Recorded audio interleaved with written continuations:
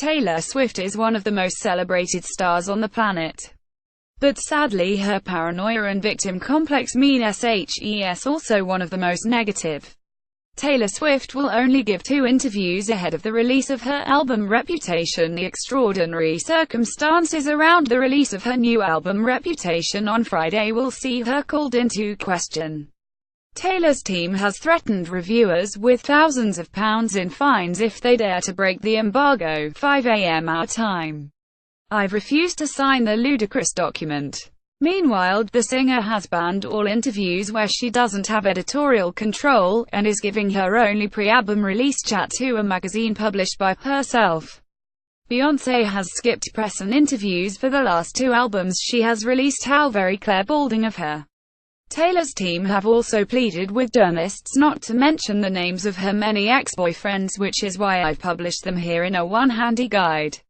Last night a source told me Taylor has become overbearingly protective of her image. She doesn't feel like she needs to do interviews to sell albums anymore. Sources claim Taylor Swift has become overprotective of her image. She doesn't want to have to address issues like her feuds with Katy Perry and Kanye West. So only doing interviews where she has complete control stops that from happening. Taylor has seen how Beyonce has managed to sustain a career without doing interviews. But they are very different artists and her team aren't sure it's the wisest choice. Taylor Swift only wants to give interviews that talk about her and none of her controversies. She just wants to do the talking and hopes that will be enough. Taylor will release 2 personally curated magazines on Friday, through US store Target, and revealed the covers yesterday, which mocked US Mag's OK and Us Weekly. In them, she will talk publicly for the first time in almost 2 years. But as someone who has supported her since the very beginning of her career and is a massive fan, I think it's a real shame Taylor and her team have lost any sense of the real world. Taylor Swift wants to follow in Beyoncé's footsteps and refuse to give interviews where she is not in control. Taylor's team has pleaded with journalists not to mention any of her ex-boyfriends in interviews and press. Every story I've ever broken about Taylor has been true. Taylor dating Tom Hiddleston true. Taylor dumps Tom Hiddleston true. Taylor dating Joe Alwyn true.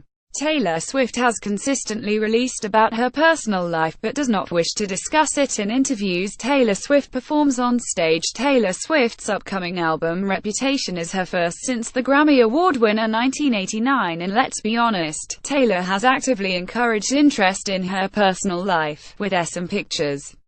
Just this week, she hit the headlines when her team threatened a blogger with legal action after they criticized her for not speaking out on political issues and accused her of enabling a fan base of white supremacists.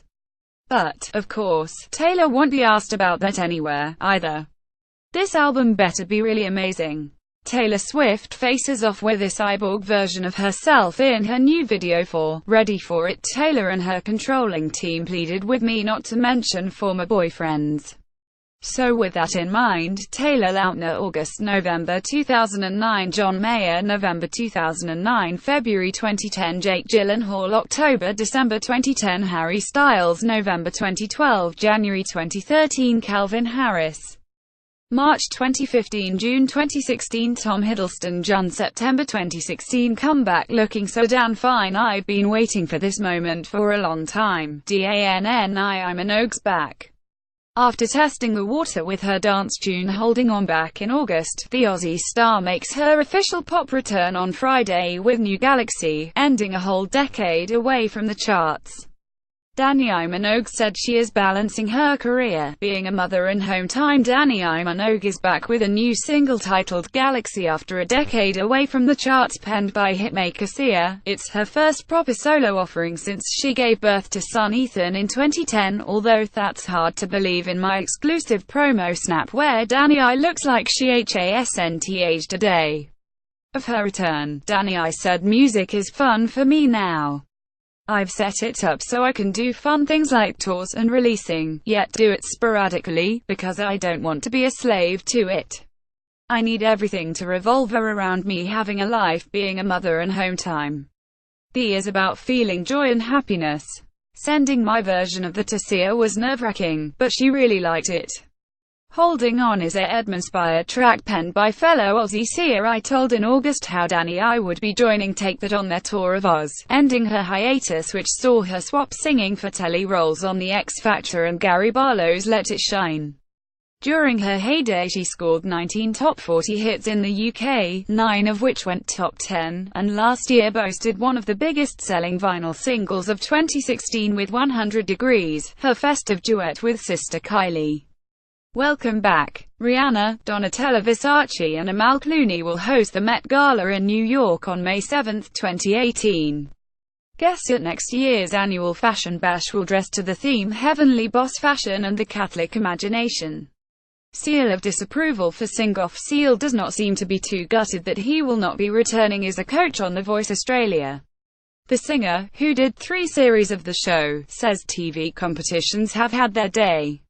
Seal is not disappointed about not returning to The Voice Australia as he believes it has become sensationalised. He told me, "I do think these shows are getting a little bit played out because they're more focused on the sensationalist aspect of TV rather than the authenticity. What worked 5 or 10 years ago doesn't necessarily work now because people have exhausted a lot of options." He continued, "The public has become wise and the public has also become deluged in content. What now resonates with the public when something is so not obviously orchestrated? People just want something real, warts and all." On Friday, Seal releases jazz album Standards, which covers old-school classics by Frank Sinatra. Seal's album Standards is out November the 10th and will feature covers of Frank Sinatra tracks. Meanwhile, The Londoner revealed his 12-year-old son Henry is also a buff, but that he does not think the youngster will follow in his footsteps. Seal explained He's got a path that helps setting himself. He plays guitar. He is a Ian. He's on a much bigger mission. He's part of the army that are just going to fix it all. That are going to fix the world. Henry is one of Seal's 4 kids with model Heidi Klum, who he divorced in 2015 after a decade's marriage. This year his 2-year relationship with Australian model Erica Packer ended too. Seal was previously married to supermodel Heidi Klum, but divorced in 2015 after a decade of marriage. Asked about current romances, he joked, "Only with my hamster. My pet hamster Betty is my love interest." Seal's Standards UK tour is set to kick off in February. Drake is a massive Harry Potter fan and is after a £122,000 first edition of Harry Potter and the Philosopher's Stone. He said, "I read them all. I should get it. My birthday's coming up. Maybe I'll buy it for myself as a treat." New bit of wit: her starring role in The Bodyguard and accompanying I Will Always Love You are familiar worldwide. But here's the late Whitney Houston as you've never seen her before. My stunning snap of the singer was taken during filming of the 1992 romantic thriller, but only now released to mark the film's 25th anniversary. This exclusive picture of Whitney Houston was snapped on the set of the 1992 thriller The Bodyguard on November 17. A new collection, Whitney Houston, I Wish You Love More from The Bodyguard, will also feature unreleased live and studio recordings from her Bodyguard tour. There's always room for more Whitney. Box office: Murder on the Orient Express steams ahead at the UK box office. Kenneth Branagh's star-studded take on the Agatha Christie whodunit raked in very nearly £5 million this week, ahead of Thor Ragnarok, A Bad Mom's Christmas, Jigsaw and The Death of Stalin. Heavy hitter: the franchise that made Jean-Claude Van Damme a superstar rolls on. A reboot, Kickboxer Vengeance, featuring Guardians of the Galaxy's Dave Bautista, debuted in September, and bosses have agreed to another film, with Mike Tyson on board alongside Van Damme. Cameo: Rogue One's Bo Gadsden has swapped Hollywood for Harrywood to appear in her first video. The Star Wars actor appears as a mini Harry Styles to accompany the singer's new single Kiwi. She is seen dressed in Harry's trademark floral suit as she starts a cupcake fight. Comeback: Ben Whishaw returns as the voice of the friendliest bear in town when Paddington 2 arrives in cinemas on Friday. The glittering cast includes such luminaries as Hugh Bonneville, Hugh Grant, Peter Capaldi, Jim Broadbent and Julie Walters. Sam's plan. Sam Smith has spent 2 albums singing about heartache and loneliness, but that may change by the time his 3rd album emerges. Asked if he wants kids, the singer, now dating actor Brandon Flynn, said massively, "Yeah, it's like my life plan." Sam Smith reveals he would like to adopt children in the near future via surrogacy. "I want kids so bad. I just feel like it's nature's way of reminding you that it's not about you. It makes you not selfish." And he would like to adopt, as well as having children via a surrogate. He said, "I think I might do both. When I went to Iraq to the camps, it made me want to adopt. If anyone can juggle fatherhood and superstardom, Sam can." Sam Smith talks to Dan Wootton about new romance with 13 Reasons Why star Brandon Flynn. Bake Off champ Nadia Hussein set to appear in next year's Strictly. Gemma Collins will not be going into the MA celeb jungle again. Apprentice stars have steamy fling in new series, as we reveal contestants Strictly's Otima Abuse fears being marked down due to her skin color. Apprentice star cheated on her fiancé and shows multi-million-pound pad.